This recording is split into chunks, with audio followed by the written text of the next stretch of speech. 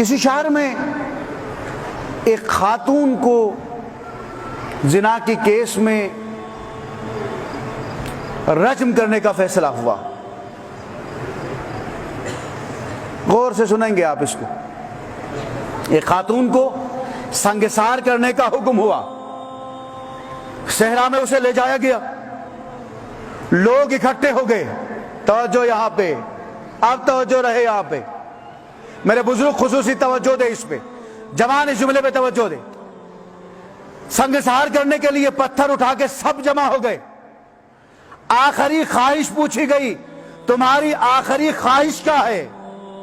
تو وہ خاتون کہتی ہے ایک ہی خواہش ہے۔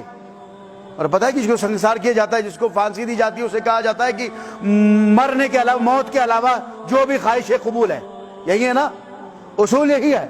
کہا تمہاری خواہش کیا ہے؟ کہا کہ بس میری خواہش یہی ہے، ایک ہی خواہش ہے، میں مرنا چاہتی ہوں لیکن ایک خواہش ہے۔ خواہش کیا ہے؟ مجھے پتھر وہ مارے جس نے میرا والا جرم نہیں کیا ہو۔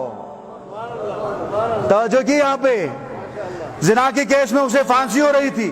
کہا مجھے قرآن پہ ہاتھ رکھے، تم سارے ہاتھ رکھ کے، جس نے یہ کیس نہیں کیا، جس سے یہ گناہ سرزد نہیں ہوا ہے، بے شک مجھے پتھر مار کے مجھے سنگسار کر دے، میں انتظار کروں گی۔ قرآن کو جب سامنے لایا گیا، معلوم ہے کہ کسی کے اندر یہ جرأت نہیں تھی قرآن پہ ہاتھ رکھنے کے بعد پتھر اٹھا کے اس خاتون کو مار دے۔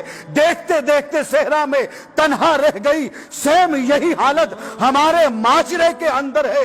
ہم اگر کسی کی معمولی خرابی کو دیکھتے ہیں، گریبان اس کا چاک کر کے اس کے نقائص کو بیان کرنے کے لیے لگ جاتے ہیں، جبکہ اپنا ایک بٹن بھی کھول کے نہیں دیکھتے کہ میں کتنا برا ہوں۔ معمولی سی کمزوری اس میں دیکھی، شیر کی طرح اس پہ ہم حملہ آور ہو جاتے ہیں۔ معمولی غلطی اس میں دیکھی، معمولی سی نماز پڑھنے میں کوتاہی ہو گئی، اور میں ریگولر نماز پڑھتا ہوں تو مسجد کے برآمدے میں بیٹھ کے نماز کے بعد اس کی غیبت شروع کروں گا۔ اب چونکہ ٹائم کافی ہو چکا ہے، میں انشاءاللہ کل اس پہ بات ہو جائے گی۔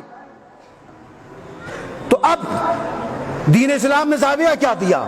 زاویہ یہ دیا، طریقہ یہ دیا، کوئی کسی کو اس وقت منافق کہے جب وہ خود منافقت نہیں کر رہا، کسی کو غیبت کا تانا اس وقت دے جب وہ خود نہ کرے، کسی کو بے نمازی ہونے کا تانا اس وقت دے جب وہ خود نماز ترک نہیں کرتا ہو یا اس نے نہیں کیا ہو۔